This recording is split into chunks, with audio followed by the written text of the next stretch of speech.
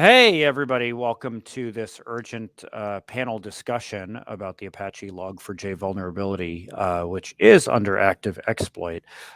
Usually at this time of year, we like to say happy holidays and all that stuff, but unfortunately, we're here for something not so fun. I know for a lot of folks, it's taken over their week. Some of took over your weekend, and unfortunately, might take up some of your coming holidays here. So we wanted to get folks together today to talk about the vulnerability, talk about what created it, what to do about it, and how it's going to impact your team. Before we get started, a couple things to know. I'm Jake Milstein. I'm the event host. I work for Critical Insight, cybersecurity company based in Seattle.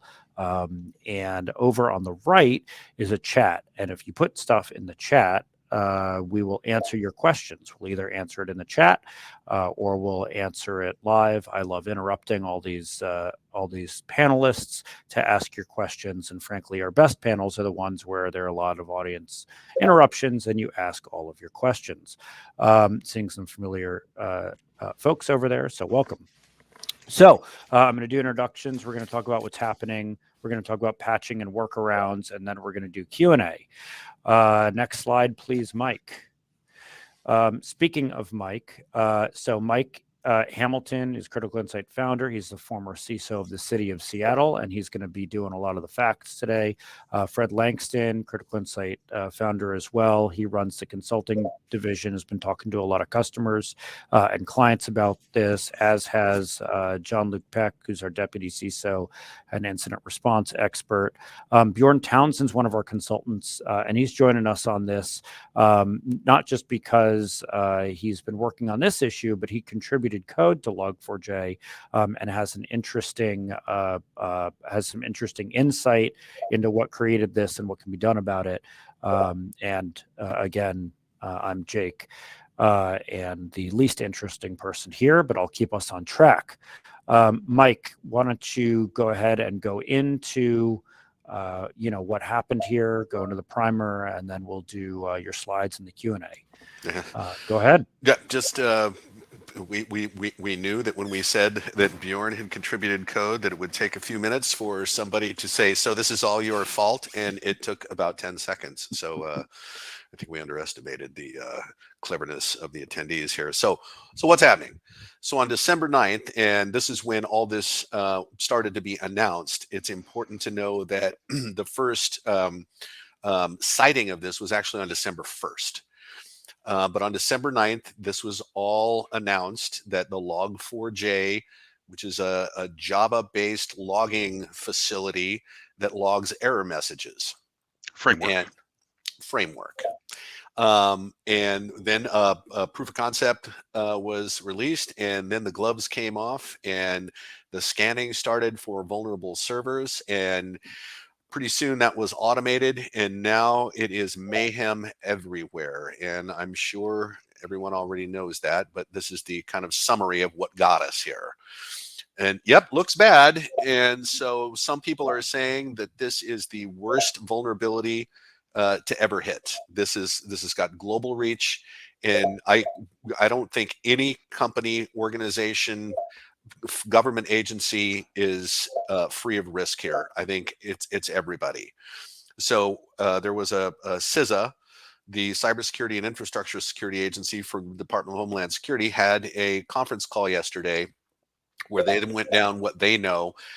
Notably, there was a lot of local governments on there, and they sounded incredibly well informed. The questions were really good, but the upshot here is CISA has added this to its critical vulnerabilities list. And if you will remember, not long ago, they put out a list of 300 vulnerabilities were the ones that you really need to get after. If they are in your environment, well, now that is on the list.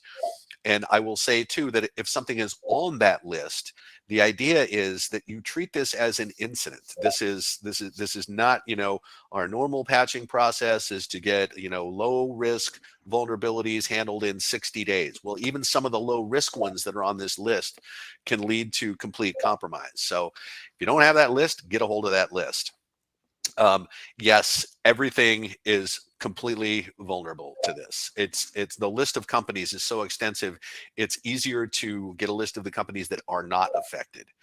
Hundreds of millions of devices, yes, indeed.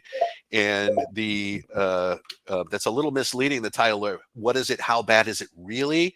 Well, if you read that article, which is in Ars Technica, it's really bad.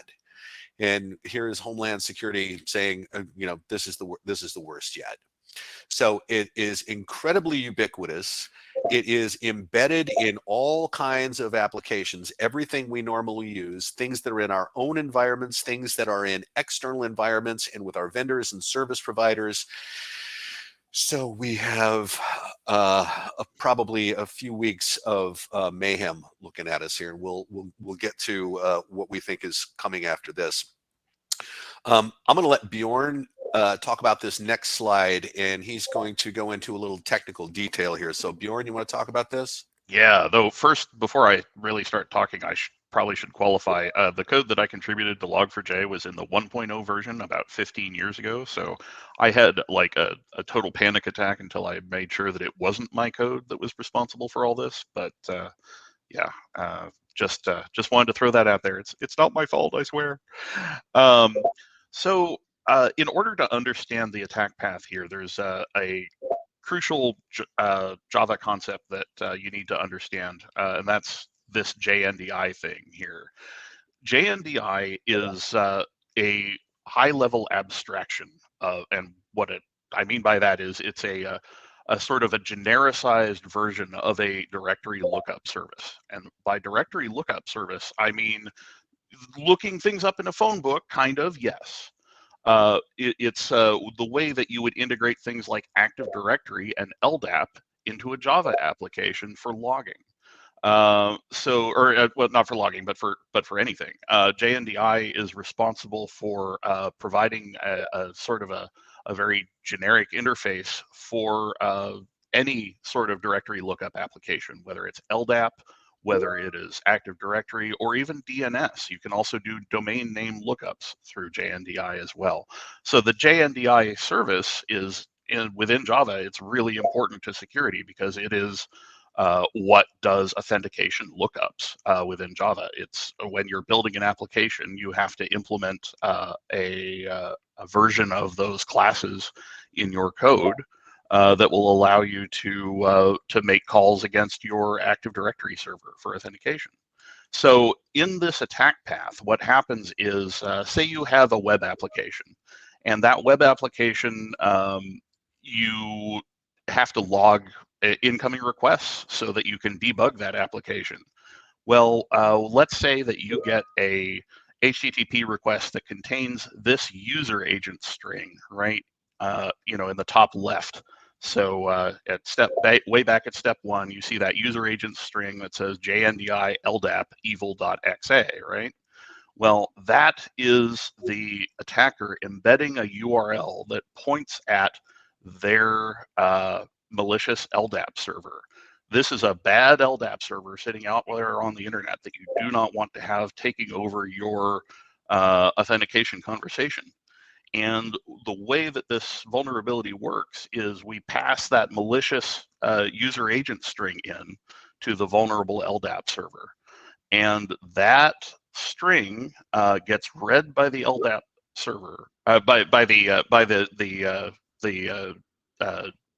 Java application that is handling the logging, I'm sorry. And when that string gets passed to log4j, it pulls out that user agent field. This is a header in the HTTP request. It pulls out that user agent field and attempts to log it.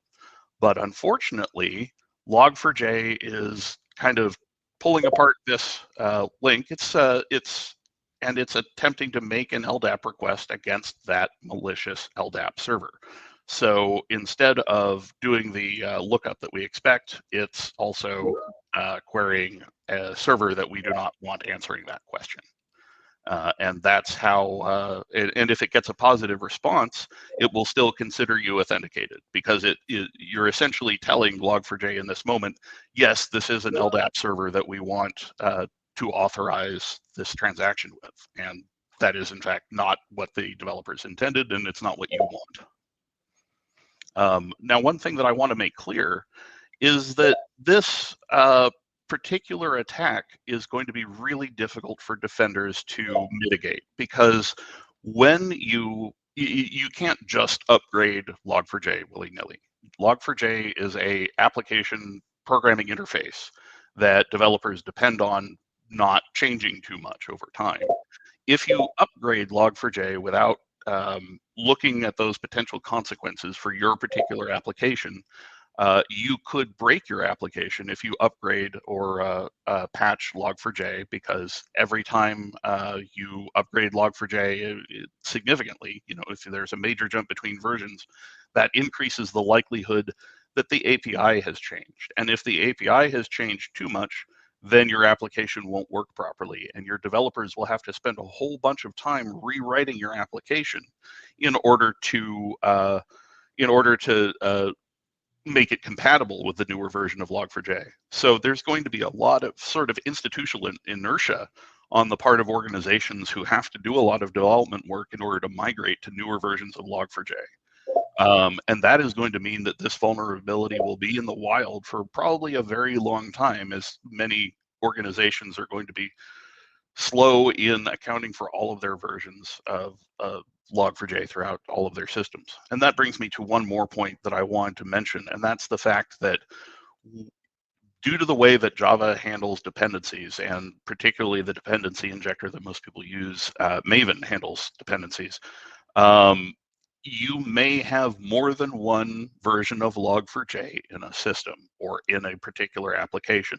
Every time you invoke a Java framework that you depend on, it in turn imports all of the frameworks that it depends on. So even if your application does not directly depend on an affected version of log4j, it may be that one of the frameworks that is invoked by your application, these other third-party Java frameworks, then they may still depend on those versions of log4j. And if they do, then you are still impacted by this, because those dependencies are still in the application path, which is a Java term for saying that they're kind of in the scope of things that could be invoked by a Java class when it's being executed.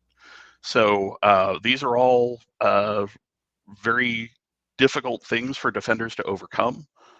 And this is an issue that's going to be with us for a long time, because it's kind of one of the most painful and sticky areas of coding in Java. And last but not least, I was recently reminded by an old coworker and another Apache Java contributor by the name of Ben Speakman that he and I were discussing this risk 15 years ago, and we both agreed that using log4j was a little bit dangerous, because you had the risk of things like this happening, as opposed to using the native JRE 1.4 logging facilities. So I was still doom and gloom even in my early 20s, in case you were wondering. Hey, and while you were talking, a couple of questions came in that I want to, either you can answer or one of the other fellows here. How do I scan, detect, and remove log4j in Windows and Mac computer systems is one of them. So we're going to get to that. We actually have that outlined here. So what we've tried to do is collect all the information that we can possibly find, stick it in this presentation. In the recording of this panel is going to be online. Everybody can watch it again. Cool. We'll give you the presentation if you want it. I do want to point out two real quick things. Number one, this figure here, we didn't do this. This came from the Swiss government. This just turns out to be the best depiction we could find graphically of how this works. And second point I'll make is all the points here in red where you can implement controls, preventive controls. I have another slide coming up where we summarize those, so you don't have to pick it all off of here. Okay, so hey, first question to answer, are we vulnerable? So there's a company called Anchor, and so it's the word anchor with an E on the end. They have two open source tools that look really good for this. And so this part about a software bill of materials, this is something that the federal government has been starting to mandate for federal agencies. You will have a software bill of materials for everything that you implement. And so that's what SIFT does. Gripe is a vulnerability scanner. highly recommend downloading these guys to survey your jar files, because it will tell you if there is something embedded 3 layers deep down there, and there's a log4j reference that you need to deal with. Also, Nessus now can scan for these vulnerabilities. Nessus and the way it looks at things is not as good, in my view, as getting the jar files and inspecting those yourself. So here's some tools that you can use to determine whether or not you are vulnerable to this. Spoiler, you are. And again, the controls that Bjorn went through, I've summarized them on this page here. So yes, 2.16.0 is out. You want to patch up to that. You got to find it first. You can block with a web application firewall. You can disable the JNDI lookups and remote code bases. And so here's just a summary slide with those controls on there. Okay, so these are preventive controls. We don't want this to happen to us. Well, just in case you're one of the, I don't know, millions of victims at this point, here's post-infection detection. And it's not perfect yet, and everybody's working on it. We had an extensive set of meetings about this yesterday as we were inspecting our own environment and the Pisces environment, which is what we use for monitoring down market local governments. And this cannot be easily detected using the LDAP protocol, because protocol detection is essentially worthless if you are in an encrypted tunnel, and we can expect that. You can use standard LDAP ports for detection, but that's highly unreliable because people are going to use whatever port they want. There have been indicators distributed, and you see on the right-hand side there, this is a small list of the indicators that have been distributed by different companies. And so if you can implement these indicators and search for these in your environment, this is another way to find out, have we been hit?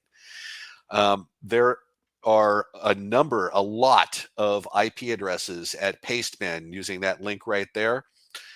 These are the addresses that have so far been found to be exploiting this vulnerability. It is a very long list.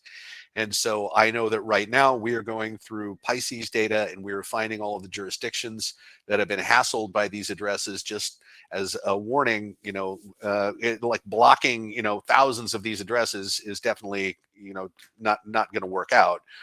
But if you have been hassled by some of these addresses, that may give you an indication as to what they're homing in on, and be another way that you could find, here's something we need to fix. And finally, there are signatures out for Snort and Suricata. So if you have an IDS system and you're using those signatures, Snort and Suricata use the same signatures. That can help as well. So here are a number of ideas you can use for post-infection. I would definitely hit the indicators of compromise out there on GitHub and see if you can put those to use. This has been documented very well. There is guidance from Homeland Security. There are lots of public reports coming out from private sector companies. There's one from Palo Alto. I put in a couple of statements from private sector companies that are known to be impacted. AWS and Elastic, because I know those are ubiquitously in use. And then there's the detail on the CVE itself, 44228. I think everybody knows this is trivial to execute. It takes a 12-character string. That's all you got to do, and you own it. Yep. So who is affected? Well, here's a small list. Do you use any of those companies? Because I think you do. So the news out this morning is that there are 100 attacks a minute happening right now. And I believe that that is going to accelerate.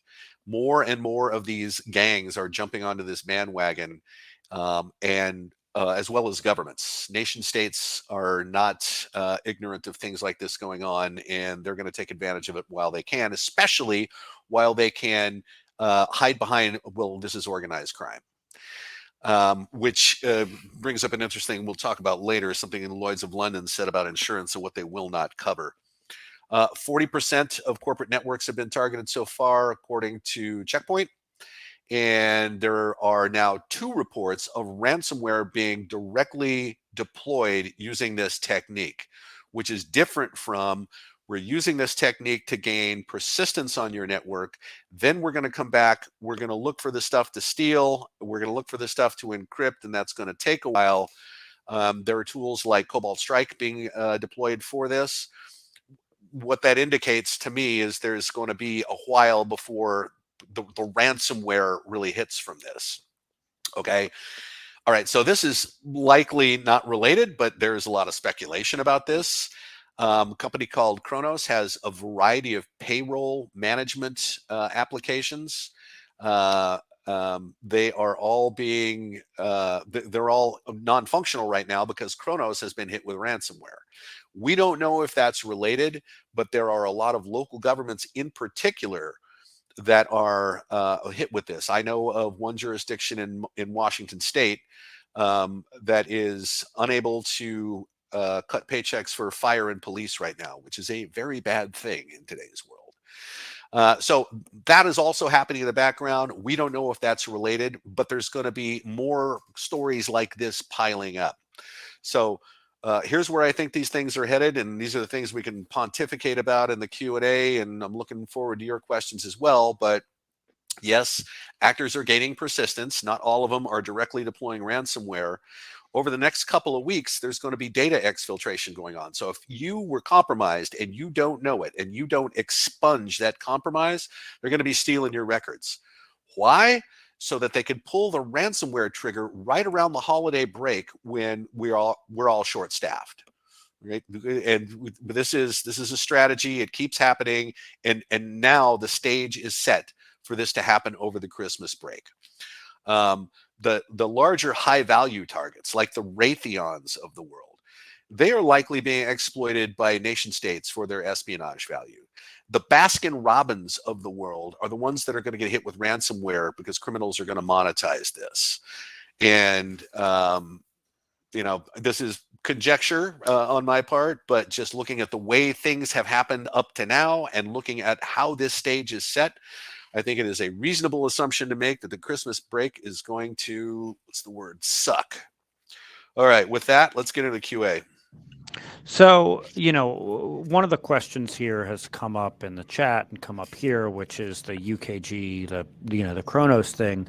So their statement this morning said, while we currently have no indication that there is a connection, we're investigating whether or not there's a relationship between the security incident described above and the log4j vulnerability. So even they're investigating it, but so far they think it may be a coincidence. I don't know if there is a coincidence. I think it's just a coincidence. So, but jumping into the some of the questions here from the chat. Here, let me grab one here. The chat is rocking it. The chat's rocking it. And JLP, you answered this a little bit before. Does this only affect systems running web servers or workstations or endpoints behind a firewall at risk? It sounds like you need to have something listening on port 443 or any other port with a web server. A typical Office PC isn't running a web server, so there are other attack vectors. Yeah, let's talk about that for a little bit. Let's hang out there. So the big context that everybody's looking at this in is my data center at risk? Is my application with my bajillions of customer records at risk? And the answer is yes, most likely, almost certainly. We like to think that because a system like a laptop or a desktop is not directly exposed to the internet, it's not a web server listening for client requests coming in through your firewalls and so on, that those systems are going to be protected. Those are going to be behind the security perimeter. They're not exposed to the stuff coming in from the outside, and so they're not at risk. That is absolutely not the case. We need to drive this point home repeatedly that log4j is used just about anywhere that a Java applet could be running. Now, that includes massive distributed server applications like web hosts and database applications, but it also includes the silly little Java applet that you're running on your computer in order to connect to your legacy ERP system. It also includes potentially your timekeeping system. It also includes, I used to manage CFD workstations that were doing computational analyses using suites like ANSYS and whatnot. Now, I don't know that ANSYS in particular is affected, but I do know there was a lot of Java under that hood. There was a lot of Java in those apps. So stuff that you would think is local only, that does not receive data or traffic from the internet, that does not, for example, put a web form online that somebody could start fuzzing or throwing bad inputs into. All of those apps are at risk. There's one chain which we've been looking at, which I believe we've only seen theoretically at this point, but I know it's out there. And that is, if you've got a web server which is listening for stuff on the internet, so people are going and browsing your website or entering into a form or whatever, that web server is forwarding log data behind your firewall into a log analysis center or into a data processing system. If that internal system, that data processing computer, is running log4j somewhere, the web server, which may be in a completely different data center in a completely different network segment and not actually have any direct connectivity to the inside of the network, if it's somehow passing data to that server on the inside, that server on the inside will read the instruction and execute. And so that's why this vulnerability has got significant portion of the cybersecurity industry completely flipping out right now, because it's not just patch your Apache boxes that are on the front of the internet. It's anything and everything which is processing data, examining signals, parsing these strings out, potentially is vulnerable. Now, there's a couple more points that I want to make here as well. One of those is that it's not just main program files installations. So when we think about updating computers, we think about running Windows updates. It goes and it gets updates for Windows and all the components inside Windows and maybe the Office apps and everything all together. So it's like a one-stop shop for all your Microsoft updates. That's great for all the programs that it knows are installed. Java in particular is a tricky beast because it gets bundled and packaged with so many software installations, which then install it into their own little program directories. On Unix computers, that's potentially all over the place. Maybe it's centralized in userwhack bin or sbin somewhere, but on Windows computers in particular, if you've ever browsed around in a CWAC program files directory and you've seen some version of Java in some third-party program directory like 10 layers deep, that's the stuff which is potentially at risk. Now, if it's just old and sitting there and idle, probably no big deal. It's only, Bjorn made this point to me earlier, and I think it's super important we bring up, it's only systems that are actively parsing the data, only systems which are receiving the logs, which are interpreting the logs and then taking action from that. Those are the ones at risk. So just having the binary present on your computer does not mean that you are being exploited and that you've been hacked. Having the binary running and actually examining data and then having bad data come through that stream, that's where the risk is. Then the third thing I want to bring up is embedded devices. We're talking about web servers, we're talking about computers, we're talking about big full OS systems. Java is on so many embedded devices, so many IoT devices. I once debugged a device driver for a microscope over at UW that was running Java. It was a Java Swing application, and it used log4j. So I am grossly concerned about IoT devices, PLCs, stuff which we know, for example, is already exposed, critical infrastructure devices, oil pipeline monitoring systems and whatnot. We know that they're just shipping data over the internet like a big metro area network, and they're not looking at a whole lot of regard for making sure it's private traffic, making sure it's encrypted, making sure the inputs are being sanitized. So I personally suspect that this is going to be like Blaster and Sasser. We're going to be seeing this background traffic on the internet 20 years from now, and we're going to see vulnerabilities out there on devices that people forgot long about. We're going to be seeing like HVAC controllers and phone servers and all kinds of stuff that when you run a vulnerability scan report on an environment 20 years from now, it's going to pop up and you're going to go, you're still running this? Oh, we got to get this taken care of. So this is, as much as I hate the phrase, this is the new normal for us. Hey, I want to take care of one other thing that came up in the chat, which is people asked for for a copy of the presentation. We'll absolutely send that to everybody. Also, everybody's going to get a video, a YouTube link for this. One more thing, which is every time we do one of these urgent panels, one of the questions that comes up, which I'm going to ask Mike right now, is how do you talk to your boss about this? Like, this is this is a little hard to explain sometimes, like Bjorn, went into the drawing from the Swiss government. How do you explain it to your boss? How do you explain the urgency of it? One of the things that we do every time we do an urgent panel is we give you all a document. It's a Word document, so you can edit it, that you can use internally to try to explain it to internal stakeholders. So I'll put a link in the chat. It's a download link because it is a Word document, so you can download it and play with it and do what you need to do with it. Mike, can you take that question? Like, how do you talk to your the people who are non-technical, Yeah. CFO, CEO, about this kind of Well, thing? I mean, keep it at a high level because they're not interested in any technical detail.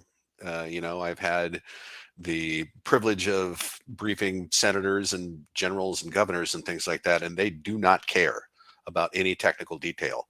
They want to know what's going on, how pervasive is it, how might it affect us, and what are we doing about it, right?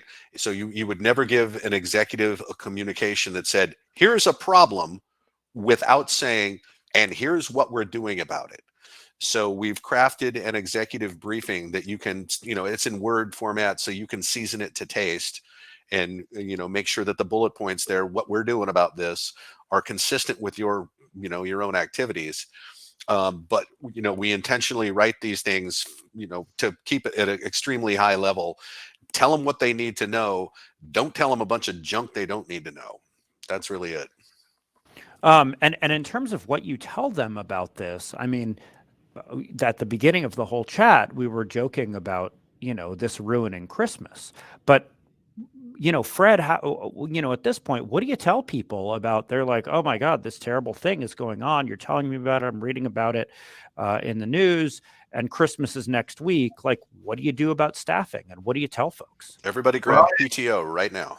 Yeah, it's a multi-headed problem because, as John Luke alluded to, it is a new normal. This is not going to be solved in 2 weeks, maybe not solved in 2 years. It's really going to change the way people approach IT. So I would say, and if you've been on any of these seminars, you probably heard me say this 10 times now, call an incident. You need to really call an incident to at least assess your risk and start taking actions, building a prioritized plan to address what you can address.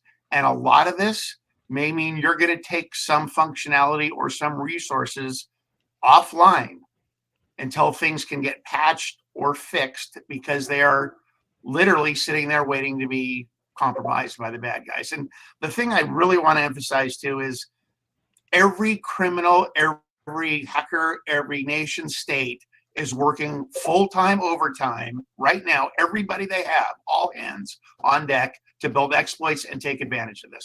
This is the ultimate gold rush like we have never seen. So the activity is only going to ramp up.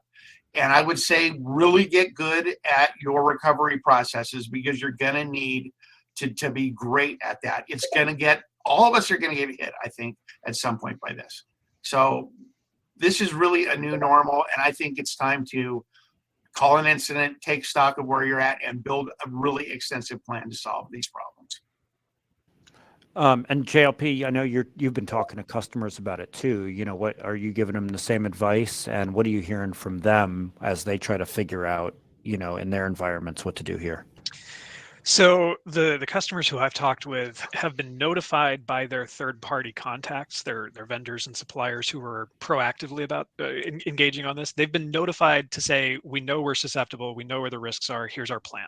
Either they've got an update available, you need to go install it, or we're working on it, just keep tabs. But I got to tell you, those are few and far between. We're talking single-digit percentages of what I'm hearing, both in terms of the customers who have that news to tell me and their vendors who are telling them this. So if, call it maybe 10% of vendors are telling maybe 10% of customers, hey, we've got a problem here, then the message is not getting out far and wide. Kind of to our points earlier, this is a hard one to find and fix, because it's not just check your program files. It's not just open your control panel and check add remove programs and see, do you have it installed? It's potentially installed dozens of places and with multiple versions running simultaneously, or at the very least present. Now, there are a number of endpoint scanners which have reported they've got, call it detection rules for the binaries, for the signatures.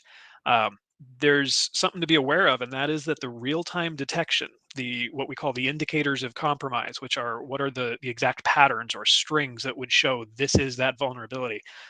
Those are very difficult to pin down. There is a lot of what we call regex, or regular expressions, which are being developed right now to try and scan for, search for, and identify these exploits in network traffic at the moment. But because it's a standard function, like the actual logging behavior is normal course of business, so you can't just say anything that writes a log, call that bad. But it's also potential, you can, it's not potential, we know this is happening, you can obfuscate the bad instructions inside the string which gets sent to your web server. So you're not just looking for run this malware.exe type of instruction. You're looking for something encoded in base 64, something that's been hashed, something that's been rotated and converted and brought back that PowerShell can decrypt on the fly, but which looks like just an enciphered string to the rest of us. So real-time detection is going to be very challenging, I think, especially through network traffic analyses. I personally would rely heavily right now on endpoint scanners, making sure that you're searching for the binaries, looking for the vulnerable versions proactively. The Microsoft Endpoint Scanner, Defender ATP, or Defender for Endpoint, whatever they're calling it now, it's got detection capabilities built in already. We've talked about Nessus. There's a couple of other vulnerability scanners which are able to search for it. Those I would make sure you're running an essentially on-device scan. Don't just scan through the web app or whatever you're able to reach over the network, because if it's running behind the scenes, Nessus may never actually see that. And that's where you've got to do the actual binary search. There are also several other mitigation steps which have been recommended. There are a few configuration options on the Java virtual machines and the system property that Java looks to itself. So these are essentially setting environment variables and changing a couple of options there. I'll be honest, I don't know the details of what they do. I can see very clearly that it's changing the lookup behavior to don't do that.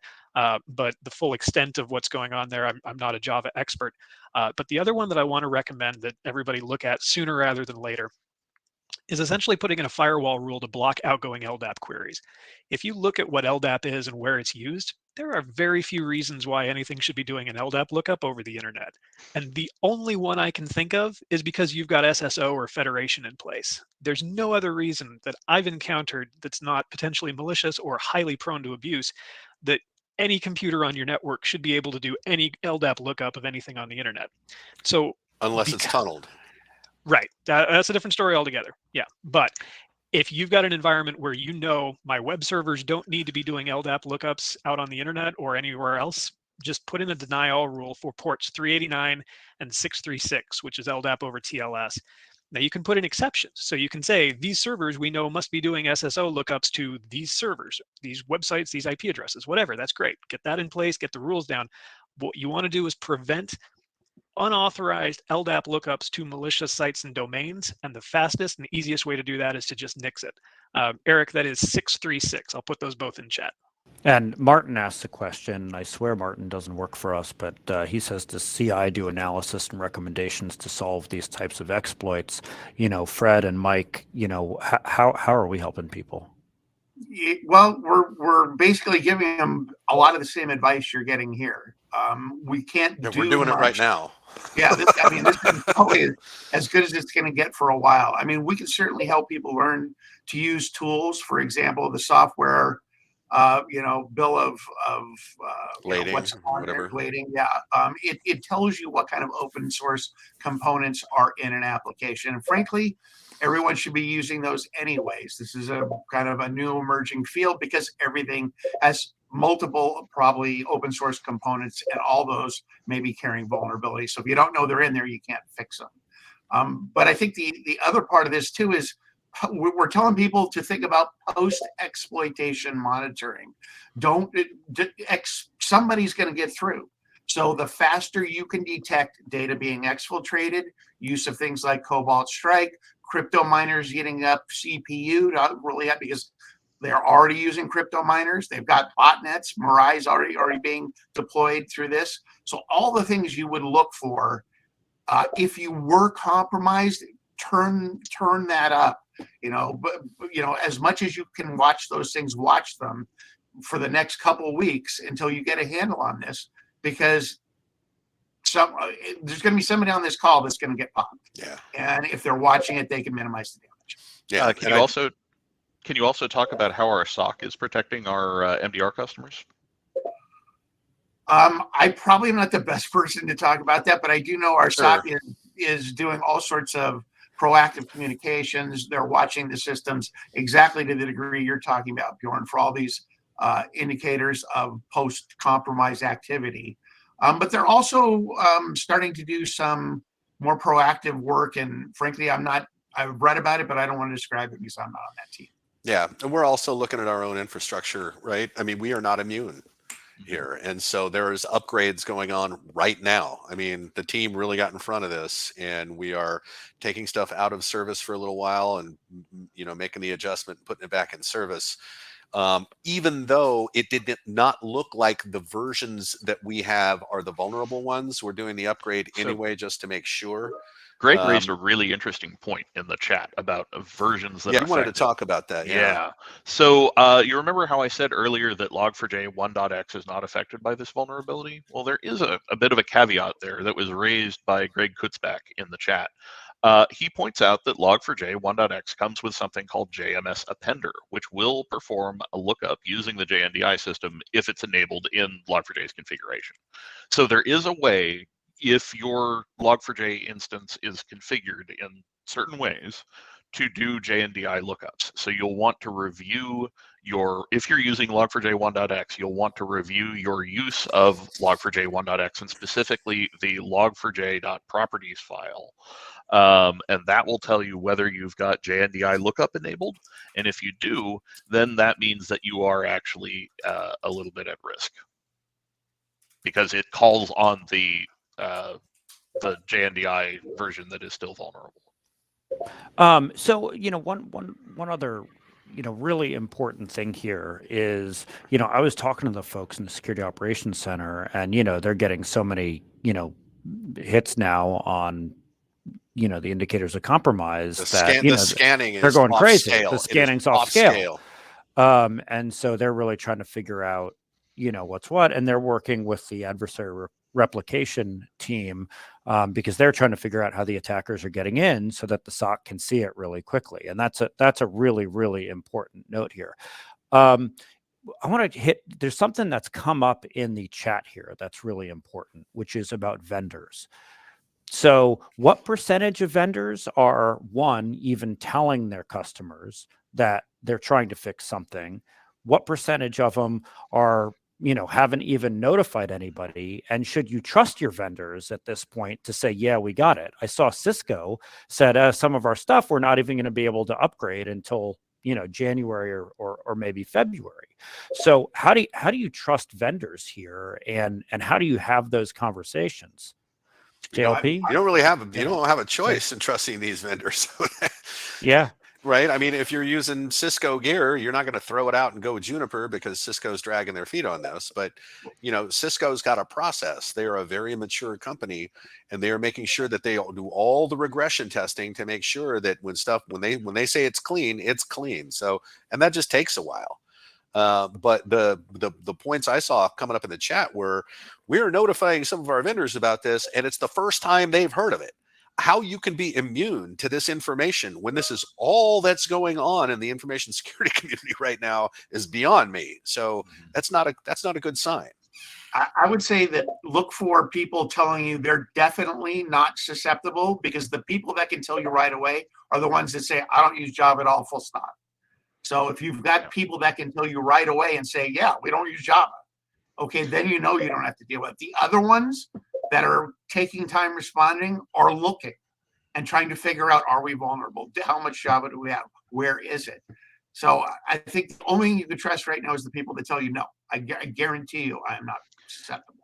Even then, there was an example in the chat of a vendor who a lot of our municipal customers work with, Tyler Technologies, who were in the news in 2020 for a major breach in which they were hit by ransomware. Tyler makes Tyler Munis, which is the ERP system that's used by about 90% of the municipalities in the US. And Tyler Tech, actually the same guy that I worked on Apache Java stuff with 15 years ago, he worked for a company that was acquired by Tyler Tech a few years ago, and they did a lot of enterprise Java.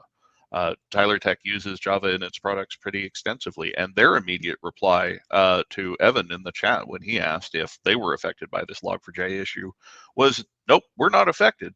But he said, are you sure? Because I see some log4j 2.14 jars on my server. And they said, oh, let us go and research that. So I would actually say you want to hold your vendors to the fire a little bit on this, because they might be a little bit quick to deny it, because they haven't done their homework yet. And that depends a little bit on how reliable you view that vendor to be. Tyler Tech has not been super forthcoming in the past, and they seem to kind of be repeating that issue here. So I want to call that out as a particular warning for our municipal customers. So, and one question, when we talk about the Tyler Tech breach before, we talk about all of this, one of the questions that always comes up, especially when you're talking to your executives, is insurance. So let's say that somebody exploits this vulnerability. Let's say somebody injects ransomware. Will insurance cover it, Mike? Maybe. So we all know the insurance company's been having their backsides handed to them, and Lloyd's of London last week or the week before came out and said, we are no longer going to insure these events when they are acts of terrorism or war. When their specific language was, if a nation state has been involved, we're not going to cover it, because the federal government has always had, well, since September 2011 or 2001, something called the Terrorism Reinsurance Program, where the U.S. government is the reinsurer for acts of terrorism. So if somebody flies a plane into your building and knocks it down, the insurance company doesn't have to cover that, but the government is the reinsurer there. And so Lloyd's of London has come out and said, we're not going to handle claims if a nation state has been involved. So there will be every attempt made to source nation state activity here. And so if you are, crushed and it's organized crime, yeah, your insurance is probably going to pay off, but there is going to be this discussion about who done it. So 15 years in, 20 years in, we've never been able to do true attribution. How is the insurance company going to come rushing onto the stage and say, we've solved that problem? They're going to do it with lawyers. That would be the only way it would work. Certainly, there's no tactical method.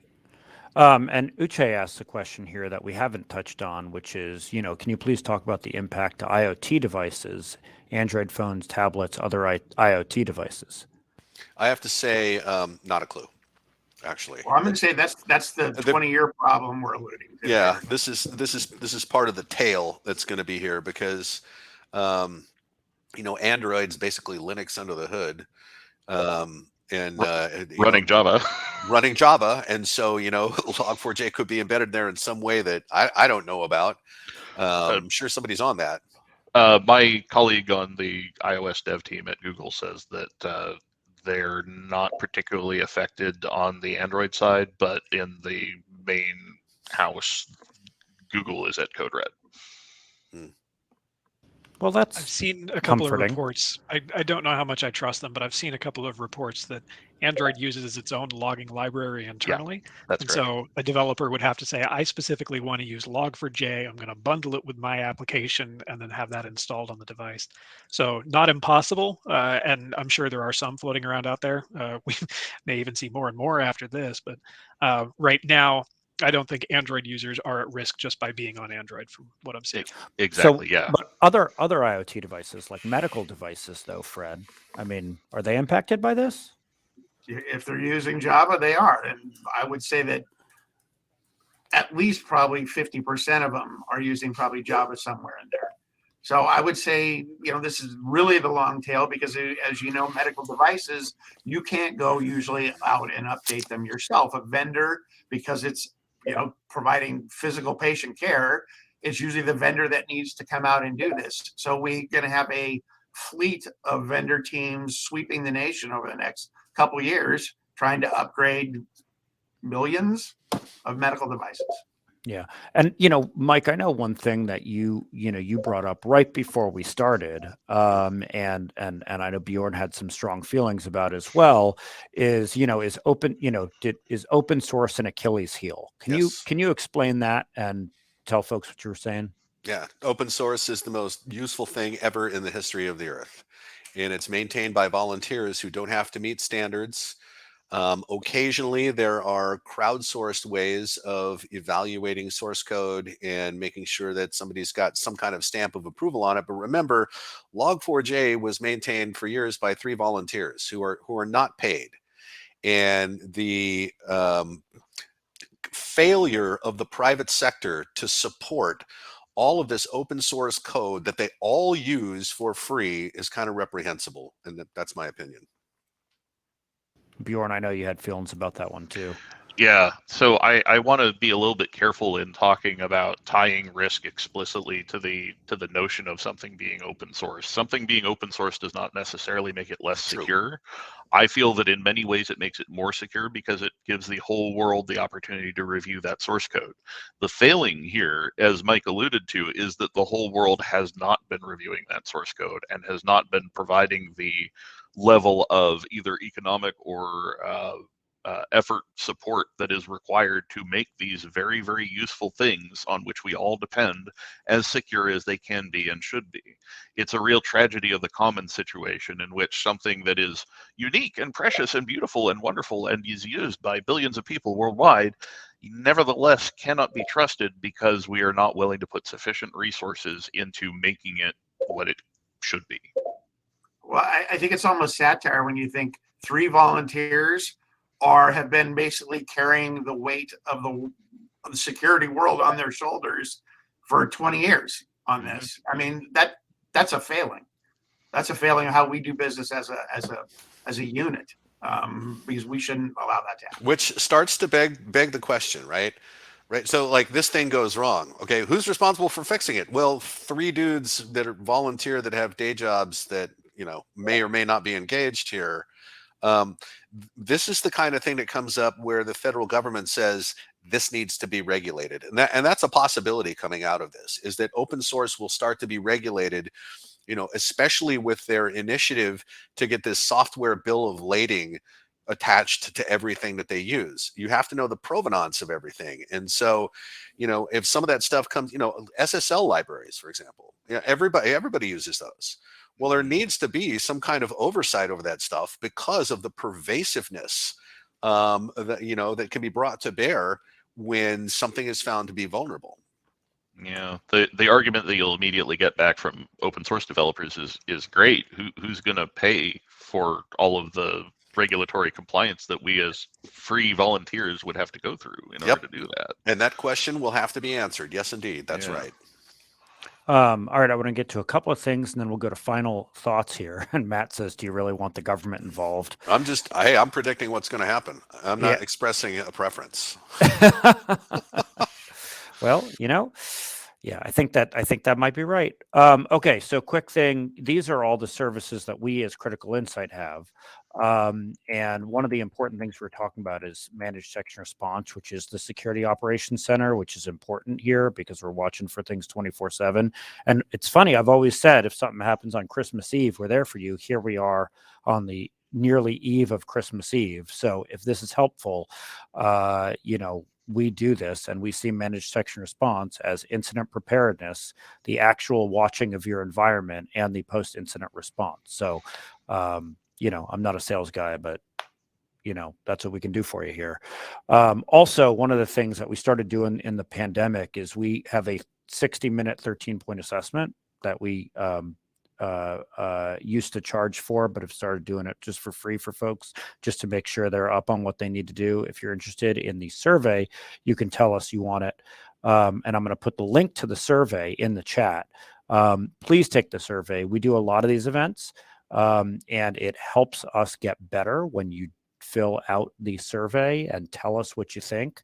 And you can get in touch with us through the survey, or my email address and cell phone is up there. Mike's is up there as well. So get in touch with us any way you want. We're going to do final thoughts here in a second. I see some more questions popping in the chat, let me get to this one question because I saw it as it came through. And that's funny. You guys are putting so many things in the chat. I can't see them all because they're scrolling on by. Victor says, is it also affecting the Windows servers running IIS? JLP, do you know? Yeah, so IIS, like just being installed, is not affected. If you've got a plain Jane Windows server that you've just stood up and you installed the IIS role, you're fine right now. If you've installed third-party applications, if you've built a website or a web application which uses Java and which has got log4j involved with it, that's where the risk comes in. And so any third-party apps where you just run the installer, you pop in the DVD or you mount the ISO and you just let it do your thing, if they installed Java anywhere in that application chain, and if they're running log4j anywhere in that application chain, you're at risk. Now, I'll highlight this point again. Those installations don't have to be declared to the operating system. And so this is where scanning for the actual binary files or the actual signatures using an endpoint scanner comes into play. So yeah, any computer, thank you, Lance, Windows 10 absolutely can have IIS installed. And it's not limited to computers running IIS. I mean, there's a lot of applications, a lot of third-party systems which don't require IIS, but they're still using Java in the path there somewhere. So yeah, this is not just Windows servers. This is not just Unix servers. This is not just web hosts and database servers. This is genuinely anything and everything, from the massive multi-million-dollar ERP system running in your data center to your HVAC controller and your thermostat on the wall and everything in between. TVs and cameras, to Greg's question. Yep. I don't know how it would affect a TV, but it seems that, if a TV was vulnerable, it would be turned into a device used for distributed denial of service or something. Well, and along those lines, somebody, I apologize, I'm not able to give credit. It scrolled past too fast already. Somebody posted a link to a NetLab 360 page, which has got 2 botnets where they are seeing variants of log4j being utilized. So one of those is the Mirai botnet, which is apparently morphed and shifted. And we know how popular that was. I mean, you could see the hundreds of thousands of devices being rolled up into this botnet as it stormed across the internet. So these are not small. These are not trivial.